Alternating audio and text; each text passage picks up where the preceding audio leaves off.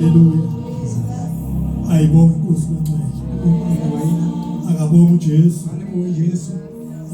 Ngoba umpele ngisindisiwe. Uthathe impela kuphulisizwe. Ngiyabonga uJesu. Ngimleka Jesu Ngokusiza impilo yakho. uthusa impilo bakhe. Bangcwele ngicela ukuthi sithathe amaBhayibheli iBhayibheli sahona siye ezwini leNkosi. lenzweni lamalimi. Lapha incwadi kaSamuel usibili. Buke ngeSamuel ubuyeli. Incwadi kaSamuel usibili chapter 13. Buke ngeSamuel ubuyeli chapter 13. Ngizofunda ke nje bangcwele ngeqisi ngoba ngizofunda amavesi amaningi. Uhlabala xa jumpa wahlabala dimana zengada. Samuel chapter 2. Samuel chapter 2. Verse chapter Samuel speak chapter 13. Second Samuel chapter 13. Ake ngiqale ngifunde ke bangcwele. Abale bayina.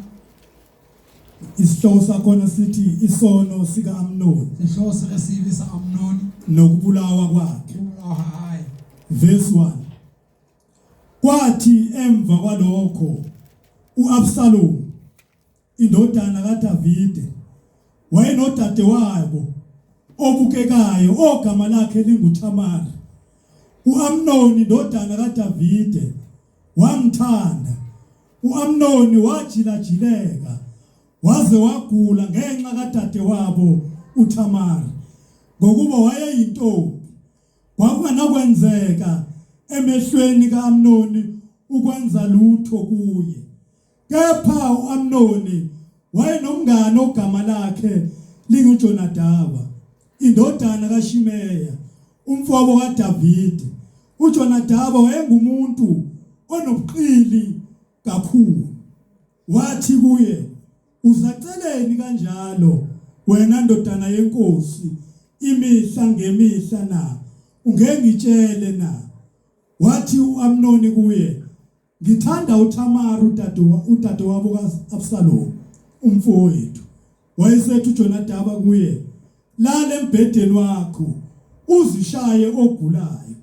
Lapho eseza uyihlo ukukubona uthi kuye, ake kuze uThamari udade wethu angiphe ukudla akulungise ukudla emehlweni ami ukuba ngikubone ngikudle esandleni sakhe.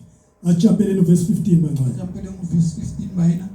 Amnoni wayesemzonda ngenzondo enkulu kakhulu ngokuba inzondo amzonda ngayo yaba nkulu kunothando akade amthanda ngalo. Amnoni wathi kuye, vuka uhambe. Yena wayesethi kuye, lokhu bubi bongixosha bukhulu kunalokhu okunye okwenzekile. Kepha kavumanga ukumlalela.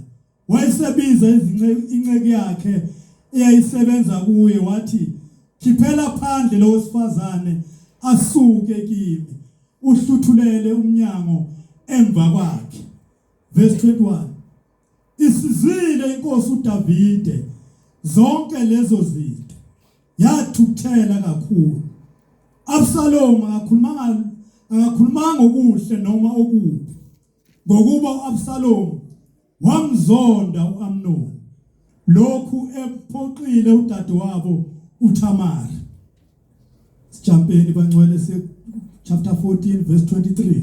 Jumpa 14 verse 23. Wayesesuka uJowabi wahamba waya eGeshuri wamletha uAbsalom eJerusalem. Inkosi yathi makaye endlini yakhe angaboni nokho ubuso bami.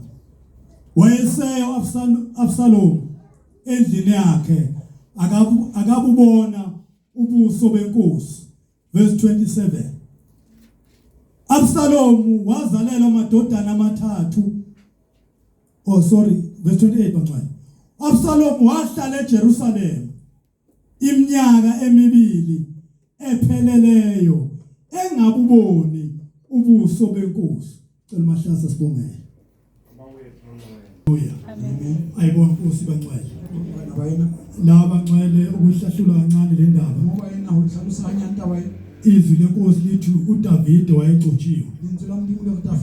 Uma uNkulunkulu emgcobile ukuba ahole isizwe sakwa-Israyeli. Kwakukuhle konke. kwenzeka kahle zonke izinto. Tsohle di etsahala hantle. Bonke abantu bakuma position abo. Bohle batho ne ba le tseleng tsa bona. Yenzeka indaba ngelilanga. Ha etsahala taba tsatsi le leng. Uma uAmnon esesukile endaweni yakhe. Amnon a tlohile tulong ya hae. Esegudlukile endaweni abekwe kuyo. Usuthile tulong abe ho yona. Wayesejilajileka. Asa itse ho jika ha uya go. Uma esesukile endaweni uAmnon. A tlohile tulong Amnon. Kwafika umoya phakathi kwakhe. Kena moya ka ho yena. Ngizothe mina bangcwele. Tlogo motse ya ba ina. Asixosheni ihambeli. Kubeng batsamayedi. Asixoshi ihambeli. Kubeng batsamayedi. Lithi izwi lenkosi. Le go tsula modimo. Amnon esefikela yilo moya. Amnon a fitela ku moya wo. Okuba khanukela udade wabo. Ho ya ataka tsona nabo. Wagcina esezaca. Una wota. Uma ezaca. Awota. Kwaba khona umngane omubi. Abate njomi empi. Ngoba bakhona abangane kodwa ukhona omubi. Wate njomi kona hote njomi empi. Wayesembuza ukuthi kungani jilajela kangaka. Ariki mutso ya kwa. Why uzaca kangaka? Wotile hakana. Wayesemnika amacebo. Amufa mayele. Uma emnika amacebo amabi. Umufa mayele amabi. Uyamtshela ukuthi eneke wena tshela ubaba wakho. Uzama uyozanda dwa. Ukuthi ucela ukudla kodwa kuze ngesandla saThamari. Kadi jokwana alitheka khayitsediwa hawo. Uma sezile bese kuba uyenThamari oletha. Ayakhiso khayitsediwa hawo. Uma ke uAmnon esekwenzile lokho. Amnon asawenze ho. Wafeza inkanuko zakhe. Afeti ayetsa dithakatso tsa. Lithi izwi lenkosi wavala umnyango lana naye ngenkani. Le gana kwana le mati go bona lena kankane. Uthando ayenalo ngalo. Atwana nalona ka yena. Wangasilona uthando. Nisilona lagato. Kodwa kwakuyinkanuko. Mpanele itakatso. Ngoba emva kwaloko kwavela inzondo phakathi kwabo. Ngamo la sade ho nzihloya. Uma esemtshela uThamari. Asamgeza Tamari. Uthi angakwenzi lokho. Usika uyetsa ho. Uthi musukwenza ubulo bunje. Ngabetsa mhlayela bojeni. Angeke ngicabele ubaba ukuthi ngize kuwe. Ngiyaka singanele ukitla. Kodwa azange kuze lokho kwaMnon. Ho Amnon. Haleluya. Amen. Lithi izwi lenkosi. Ngizontsala modimo.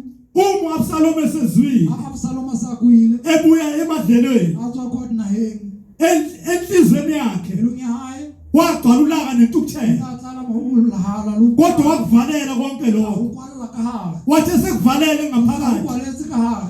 Washesa ngathi akwenzeka lutho. Wathi kudade wabo.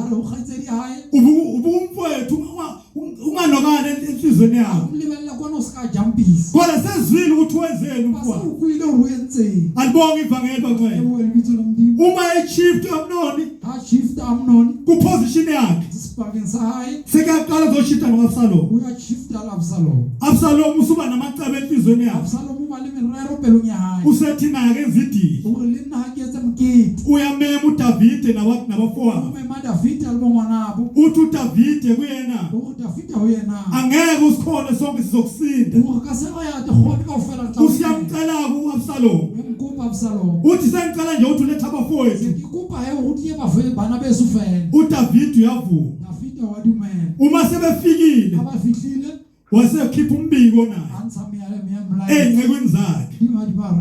Wathi umfowethu Amnon uma selimdakile wayini bese limbhoda ngomkhono nimbulala. Sebekwenzile konke lokho zafika ithunya kuDavide. Mayifika kuye zathi amadodana wonke akaphelile. uDavide kwamkhathaza enhlizweni yakhe. Haleluya. Uma sekubuye omunye umbiko bathi akusiwona wonke amadodana kodwa kufu Amnon yena. uAmnon wenza isono. Uma eseqeda ukwenza isono uzofaka uAbsalom esonweni. Uma uAbsalom esengenile esonweni usiyabaleka. Uma esebalekile uye eGeshuri. Uma ehleli khona iminyaka emithathu wakukhumbula ukuthi unalo ikhaya. Wayesethumela ukuthi ucela ukubuyela ekhaya. Uma ecela komunye umpriest uJowabi. Uma ekhuluma nobaba wakhe uDavide yamukela. Kodwa uthi ubuso baba ngekubona.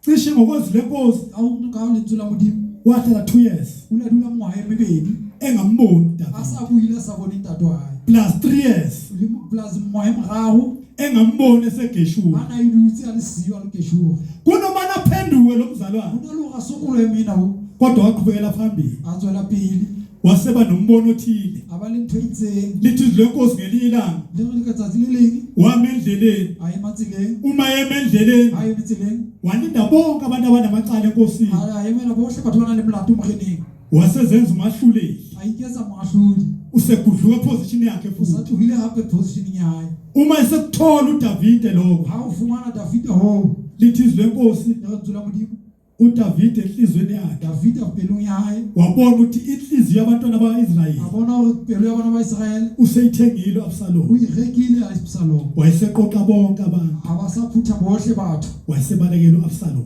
abasachaba David abalela Absalom uma embalekela ambalela usiyaqonda ukuthi eneke kukho konke lokho awukwisisa uhona hohle ho engwenzile indodana yami kuyenze zamuraka kodwa ayibonanga kukuhle kwana haya awubona uluthi ngizothi emini bangcwele lo mtsiyaka bayena asixosheni ihambeli akukubenge huye bayena uNkulunkulu esilandile ezulwini ndimara dile dibe wazosibeka endlini yakhe okhona sandruni aya budumeli akube nalo ehlala eposition yakhe ewoliyo wadule position angagudluki asikasuki kodwa into egudluza abantu endleleni kaNkulunkulu umuntu utsilenge mudimo ukuthi bayasuka lapha ekuhlaswe khona kuri batho hamoba baduka babewente baye endaweni yenyama bayidulunya nabo bese kuba khona abangani phakathi baso batemba dichomi ka bese bebonisana ngendlela embi babonsane ka tsela embi linjani bandla abangcwele uxoveka